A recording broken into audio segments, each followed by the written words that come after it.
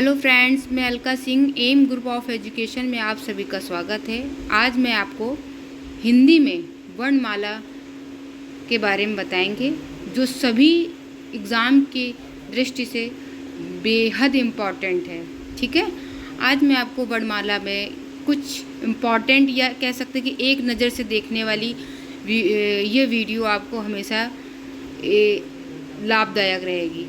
ठीक है, जैसे कि आप इसमें बताया गया है कि वर्णमाला, पहली बात बोलते हैं वर्णमाला कहते किसे हैं, ये चीज़ पता होनी चाहिए। वर्णमाला कहते किसे हैं? तो वर्णों को व्यवस्थित समूह को क्या कहते हैं? वर्णों के व्यवस्थित समूह क्या कहते हैं? वर्णमाला कहते हैं। एक क्वेश्चन तो आपका ये आ सकता है कि वर्णमाला वर्णों की संख्या कितनी होती है? 52 होती है। ठीक, कितनी संख्या होती है? 52 होती है। फिर है आपका इस तालिका से वर्ण तालिका में वर्ण कितने भागों में बांटा गया? वर्ण भाग कितने भागों में बांटा गया बताइए? 2 भागों में बांटा गया। एक तो हो गया स्वर, दूसरा हमारा हो गया व्यंजन। ठीक, स्वर और व्यंजन। फिर आपको पूछा गया स्वरों की संख्या कितनी हमारी होती है? स्वरों की संख्या हमारी होती है 4। कौन कौन सी होती है? आ, ई, उ, री, ये आपके स्वर हो गए, हर्ष स्वर हो गया, सॉरी। ठीक, और फिर आता है दीर्घ स्वर। दीर्घ स्वर कौन कौन से होते हैं? जिनमें ज़्यादा समय लगे, स्वरों में जिनमें ज़्यादा समय लगे, जैसे बड़ा, बीड़ी, बड़ा ऊ, ए, आए, आओ, आओ। ठीक है, हमारा क्या हो गया? ये हमारे दीर्घ स्वर में आ गया।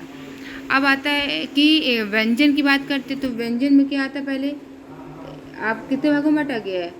5 भागों में बांटा। व्यंजन को कितने भागों में बांटा गया? 5 भागों में। स्वर को कितने भागों में बांटा गया? 2 भागों में। क्वेश्चन अगर आ जाए कि वर्ण कितने भागों में बटा है, तो 2 भागों में बटा है। कौन कौन सा? स्वर, व्यंजन। फिर स्वर कितने भागों में बटा है? 2 भागों में बटा है। कौन कौन सा भागों में बटा है? नंबर 1 क्या है? ह्रस्व स्वर और दूसरा दीर्घ स्वर। ठीक, और अगर व्यंजन की बारी पूछा जाए, तो व्यंजन में पूछा जाए अगर व्यंजन कितने भागों में बांटा गया है, तो कितने भागों में बांटा है बताइए? 5 भागों में बांटा गया। कितने भागों में? 5 भागों में बांटा गया। कौन कौन से? स्पर्श, अंतस्थ, ऊष्म व्यंजन और आगत व्यंजन और संयुक्त व्यंजन। अब बात आती है स्पर्श व्यंजन कितने होते हैं? स्पर्श व्यंजन हमारे 25 होते हैं। कितने होते हैं? 25। लेकिन जो ड ये हमारे स्पर्श में आते हैं, लेकिन इसकी काउंटिंग नहीं करते, ये अपवाद है। कैसे हमारे? ये अपवाद होते हैं। लेकिन अगर क्वेश्चन पूछा स्पर्श व्यंजन की संख्या अगर पूछी जाए आपसे, तो कितनी होगी? 25 होगी। कितनी होगी? 25। अगर अंतस्थ की बात की जाए, तो अंतस्थ व्यंजन में कौन कौन से आते हैं? या, रा, ल, व, ये हमारे कौन से आते हैं? अंतस्थ। क्वेश्चन ये ऐसे आ सकता है कि अंतस्थ व्यंजन की संख्या कितनी होती है? तो 4 होती है। और ऊष्म व्यंजन कौन से होते हैं? शा, शा, शा, हा। ठीक, इसकी संख्या कितनी होती है? 4 होती है। आगत स्वर में क्या होती है? जा, फा। संयुक्त में क्या होता है? संयुक्त व्यंजन में छ, त्र, ज्ञ, री। इनके सारे सबके बारे में डिफाइन करेंगे। ठीक, जब हम आपको व्यंजन जब हम आपको पढ़ाएंगे तब बताएंगे स्पर्श व्यंजन क्या होता है, अंतस्थ व्यंजन क्या होता है, ऊष्म व्यंजन क्या होता है, और आगत व्यंजन और संयुक्त व्यंजन, इन सब के बारे में आपको बताएंगे।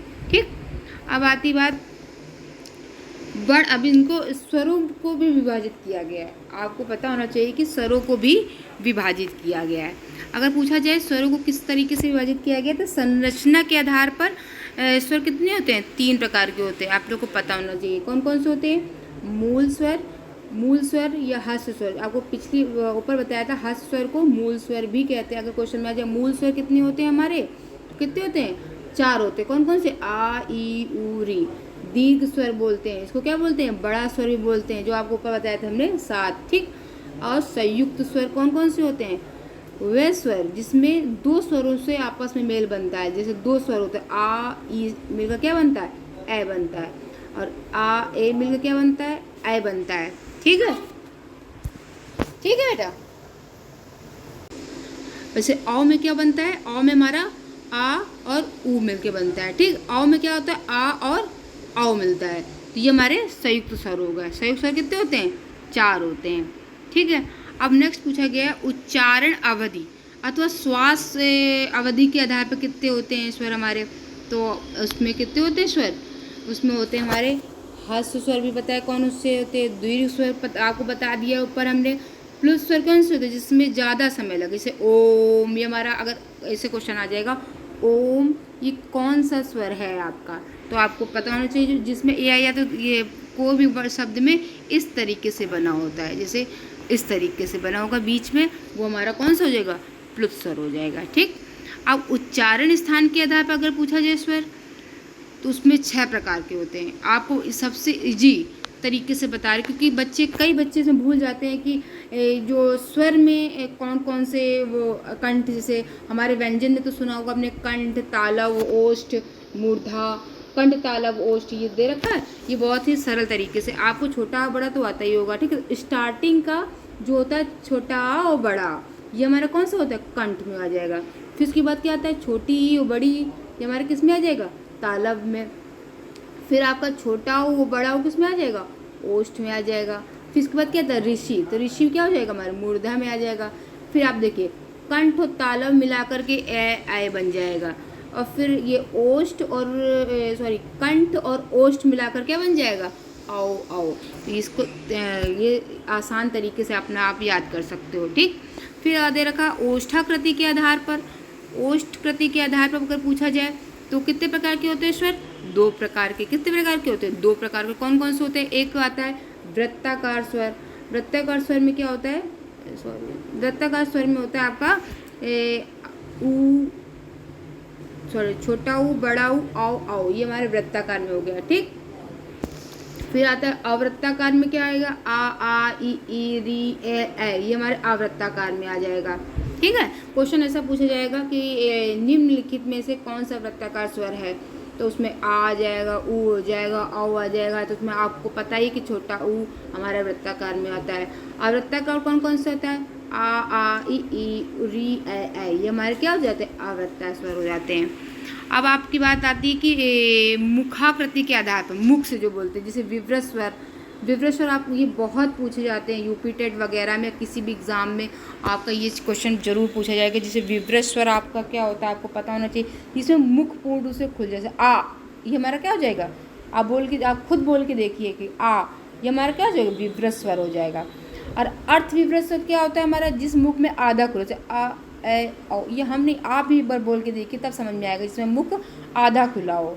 संवृत क्या होता है, संवृत हमारा क्या, जिसमें मुख बंद हो, जैसे ई ऊ री, हमारा इसमें क्या है, मुंह बंद हो रहा है। असंवृत में क्या होता है, इसमें क्या होता है, ए औ आओ आता है, इसमें आओ आओ आओ आता है।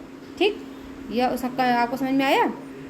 और जिव्या के आधार पर क्या पूछा जाए तो हमारे जैसे 3 प्रकार के होते हैं। कौन कौन से होते हैं, कौन कौन से होते हैं बताइए, अग्रस्वर होते हैं, मध्य स्वर होते हैं और पश्च स्वर होते हैं। अग्रस्वर क्या होता है, अग्रस्वर में क्या आता है हमारा, ई री ए, ये हमारे अग्रस्वर में आते हैं। ठीक, फिर मध्य स्वर में क्या आता है हमारा, आ गया। पश्च स्वर में आ आओ आओ, ये हमारे किस में हो गया, पश्च स्वर में हो गया।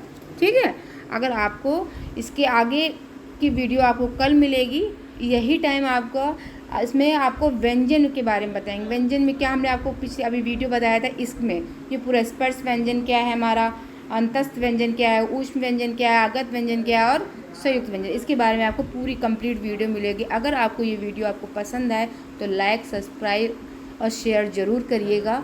और आगे आपको इसकी अगर PDF चाहिए तो टेलीग्राम में आपको इसका PDF मेरे चैनल में आपको मिल जाएगा। ठीक है, और इसके बाद अगर ये पूरी वर्णमाला आपकी कंप्लीट हो जाती है तो आपको हम इसकी प्रैक्टिस करवाएंगे, जिससे आपको पूरी तरीके से वर्णमाला से कहीं से भी क्वेश्चन आपके आएंगे, आपके इससे कहीं से बाहर नहीं जाएंगे।